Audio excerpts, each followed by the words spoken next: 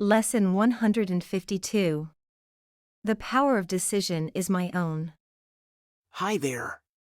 Are you ready to see what happens when you truly believe in your power to make decisions? And are you ready to take another step toward taking full responsibility for what happens in our lives, even regarding the things we think we don't have any control over? And how about being introduced to perhaps the most unsettling and paradigm-shifting principle from A Course in Miracles?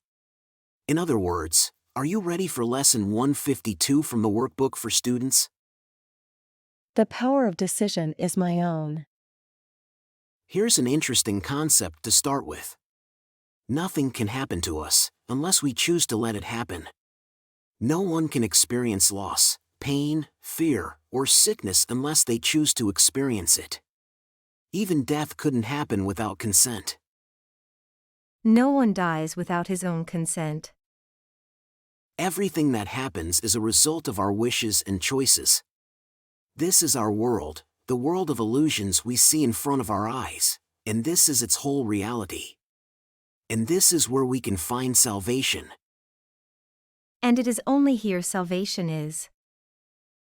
We may think that this viewpoint is too extreme, too absolute, but can truth have exceptions? If we have the gift of everything, can we really lose anything? Can pain and grief be part of peace and joy? Can fear and sickness enter in a mind where love and perfect holiness abide? Truth must be all-inclusive, or it is not truth at all. So let's not accept any opposites or exceptions, because that would mean contradicting the truth entirely. Salvation is the recognition that the truth is true, and nothing else is true.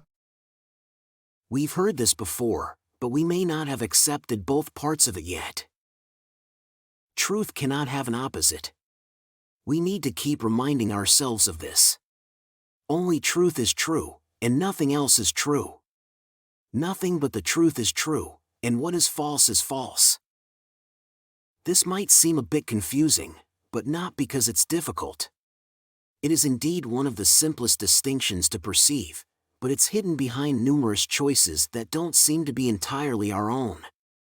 That's why the truth appears to have aspects that lack consistency. Yet, we don't realize that we are the ones who put contradictions in those aspects in the first place. As we are as God created us, we remain unchangeable. Our fleeting and transitory states are, by definition, false. This includes all the changes in feelings, conditions of the body and mind, alterations in our awareness, and modifications in our responses. This all-inclusiveness is what separates the truth from the false. Is it not strange that you believe to think you made the world you see is arrogance? We do believe that thinking we made the world we see is arrogance. But here's an eye-opening pillar and mind-shifting principle from A Course in Miracles. God didn't make this world. God made it not. And of this we can be sure. How could he know of the ephemeral, the sinful and the guilty, the afraid, the suffering and the lonely? How could he know of the mind that lives within a body that must die? By thinking he made a world like this, it's like accusing God of insanity. Only madness could make such a world. And God is not mad.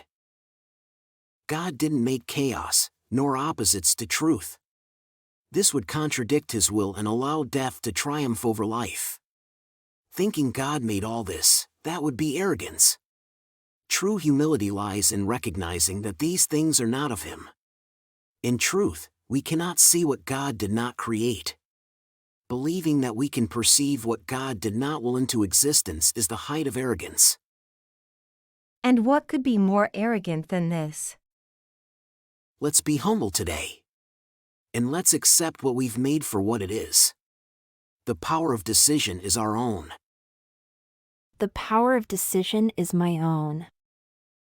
The power of decision is my own. The power of decision is my own.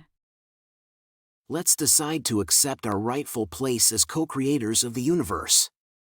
And all the false things we think we made will disappear. What will remain, what will rise to our awareness, is what has always been there and always will be eternally as it is now. And this will replace all self-deceptions we have made to take the place of the altar to the Father and the Son. Today we practice true humility. Today, we put away our false pride and practice true humility, recognizing that only the ego can be arrogant. Truth is actually humble in acknowledging its mightiness, its changelessness, and its eternal, all-encompassing wholeness, God's perfect gift to His beloved Son.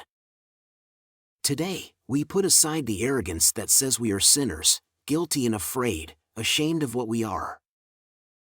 Today, we lift our hearts in true humility to Him who created us pure, powerful, and loving, like Himself. The power of decision is our own. The power of decision is my own. And we accept who we are and humbly recognize that we are the Son of God. Recognizing ourselves as the Son of God implies that all self-concepts have been laid aside and acknowledged as false. Their arrogance has been perceived. And in humility, we accept the radiance of God's Son, His kindness, His perfect sinlessness, His Father's love, His right to heaven, and His release from hell. Let's gladly acknowledge now that lies are false, and only truth is true. As we wake up, let's spend 5 minutes contemplating the truth and encourage our frightened minds by repeating this. The power of decision is my own. This day I will accept myself as what my Father's will created me to be. The power of decision is my own. This day I will accept myself as what my Father's will created me to be. The power of decision is my own. This day I will accept myself as what my Father's will created me to be. Then we will wait in silence, giving up all self-deceptions, as we humbly ask ourselves to reveal Himself to us. And our true self, who never left, will return to our awareness, grateful to restore His home to God, as it was meant to be. Throughout the day, let's patiently wait for our true self and let's invite Him every hour with the words we started the day with. The power of decision is my own. This day I will accept myself as what my Father's will created me to be. And let's end our day with the same words and the same invitation. The power of decision is my own. This day I will accept myself as what my Father's will created me to be. God's voice will answer, for He speaks for us and for our Father. The Holy Spirit will offer us God's peace, replacing all our frantic thoughts. He will give us God's truth, to substitute all our self-deceptions, and God's Son, instead of our illusions about ourselves. The power of decision is my own. The power of decision is my own. The power of decision is my own. What do you think of that? Isn't this one of the most empowering things you've ever heard on your journey so far? Have you found within yourself that part that never changes? You're doing great. See you tomorrow for another powerful lesson. Quick note before you go. Making these videos is a labor of love, but it's still financially challenging. If you've found value in what you've watched, please consider supporting with a donation. Even the humblest contribution means the world and ensures the continuation of these daily lessons. Thank you for your generosity.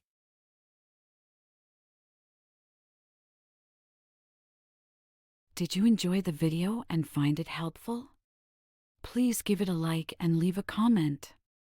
And don't forget to subscribe and hit the notification bell. We have a new lesson every day. And if you've been with us for a while, please consider supporting the channel. There's a lot of love behind these videos. Check out the video description for more details.